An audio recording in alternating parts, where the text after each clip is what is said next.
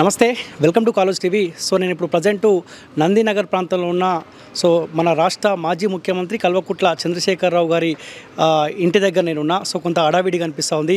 కొద్దిసేపటి క్రితమే ఆయన యశోద హాస్పిటల్ నుంచి తన సొంత ఇల్లు అయిన ఈ ఇంటికి తీసుకొని వచ్చారు. అక్కడ పోలీసులు భారీ బందోబస్తు ఏర్పాటు చేశారు. సో ఆయనని గెలవడానికి భారీ ఎత్తున ఆయన అభిమానులు కావచ్చు, లేకపోతే బీఆర్ఎస్ పార్టీ సంబంధించిన నాయకులు కావచ్చు, పెద్ద ఎత్తున వచ్చి సో ఆయనని పరామర్శించడానికి వస్తూ ఉన్నారు.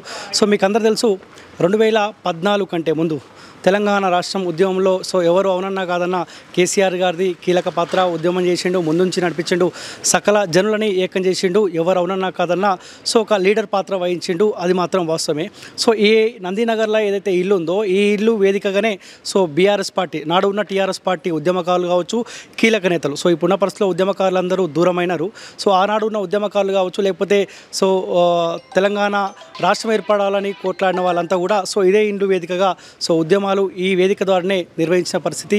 ఈ వేదిక ద్వారానే ఉద్యమ కార్యాచరణ సో ఈ ఇంటి నుంచే వాళ్ళు కొనసాగించారు. సో తిరిగి సో అధికారం ఈ బీఆర్ఎస్ పార్టీ నుంచి చేతిలో పోయిన నేపథ్యంలో సో అక్కడ ప్రగతి భవన్లోనేమో సో రేవంత్ రెడ్డి అక్కడ మకాం ఏర్పాటు చేసుకుంటూ, కాంగ్రెస్ పార్టీ సంబంధించిన నాయకులేమో ప్రజా దర్బార్ ప్రజాభవన్ పేరుతోటి అక్కడ వాళ్ళు సో కొత్త పరిపాలన అక్కడ కొనసాగిస్తూ ఉన్నారు. సో ఆ ప్రగతి భవన్కి వీళ్ళు దూరమైన నేపథ్యంలో సో ఈయన అనారోగ్య సమస్యలతోటి కాలు జారి కింద పడిన నేపథ్యంలో యశోద హాస్పిటల్లో వారం రోజులు సో అక్కడ అడ్మిట్ అయిన నేపథ్యంలో కోలుకున్న తర్వాత సో సొంత ఇల్లు అయిన నందినగర్లోని సో ఇంటికి తీసుకురావడం జరిగింది.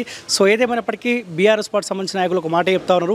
సో ఏ వేదిక ద్వారా అయితే ఉద్యమ కార్యాచరణ రూపొందించి తెలంగాణ రాష్ట్రాన్ని సాకారం చేసుకున్నామో సో ఇదే వేదిక ద్వారా మళ్ళీ బీఆర్ఎస్ పార్టీ అధికారంలోకి రానికి సో ఖచ్చితంగా మరో ఉద్యమ కార్యాచరణ రూపొందించుకుంటామని చెప్పి సో బీఆర్ఎస్ పార్టీ సంబంధించిన నాయకులు కొంతమంది చెప్తా ఉన్నారు. సో చూద్దాం ఏం జరగబోతా ఉంది.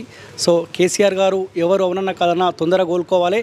కాంగ్రెస్ పార్టీ ఇచ్చిన 6 గ్యారెంటీలు ప్రజలకు అందాలంటే సో ప్రతిపక్ష పార్టీ హోదాలో బీఆర్ఎస్ పార్టీ ఉంది కాబట్టి బీఆర్ఎస్ పార్టీ, బీజేపీ ప్రజలు కలిసి మరో ఉద్యమం కాంగ్రెస్ పార్టీ మీద చేయాల్సిన అవసరం ఖచ్చితంగా ఉంది. సో దానికి అనుగుణంగా సో ప్రజా ఉద్యమం చేయాలనుకుంటే సో ఖచ్చితంగా కేసీఆర్ గారు తొందరగా కోలుకోవాల్సిన అవసరం కూడా ఖచ్చితంగా ఉంది. సో ఏదేమైనప్పటికీ మీకు లాంగ్ ప్రాంతంలో కనిపిస్తుంది. ఒకసారి మీకు క్లియర్గా విజువల్స్లో కూడా చూపించే ప్రయత్నం చేస్తా.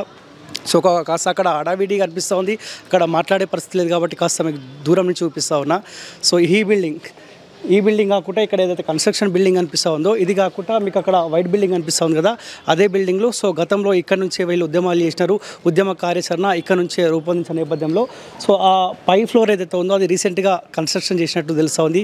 సో కేసీఆర్ అనారోగ్యంతో ఇబ్బంది పెడుతుంది కాబట్టి ఆయనకు సపరేటు ఒక రూమ్ ఉండాలనే ఉద్దేశంతో సో సపరేట్ ఫ్లోర్ కూడా ఏర్పాటు చేసినట్టు తెలుస్తూ ఉంది. దానికి తోడు ఒక లిఫ్ట్ కూడా, సో లిఫ్ట్ ఏర్పాటు చేస్తే ఆయన ఈజీగా పైకి వెళ్ళడానికి అవకాశం ఉంటుంది అని సో తెలుస్తూ ఉంది. అక్కడ కూడా బీఆర్ఎస్ పార్టీ సంబంధించిన కీలక నేతలు బాల్క సుమన్ కావచ్చు, కొంతమంది లీడర్లు కూడా అక్కడ కేసీఆర్ అనారోగ్యం సంబంధించి వాళ్ళు కూడా తెలుసుకుంటా ఉన్నారు. వచ్చిన అభిమానులను కావచ్చు, లేకపోతే బీఆర్ఎస్ పార్టీ సంబంధించిన నేతలని వాళ్ళు రిసీవ్ చేసుకుంటా ఉన్నారు. సో ఏదైనప్పటికీ రాష్ట్ర మాజీ ముఖ్యమంత్రి సో కల్వకుట్ల చంద్రశేఖరరావు గారు తొందరగా కోలుకోవాలని కూడా కాలేజీ తరఫున ఆ దేవుని ప్రార్థిస్తూ ఉన్నాం. చూస్తుండండి college TV. Thank you so much.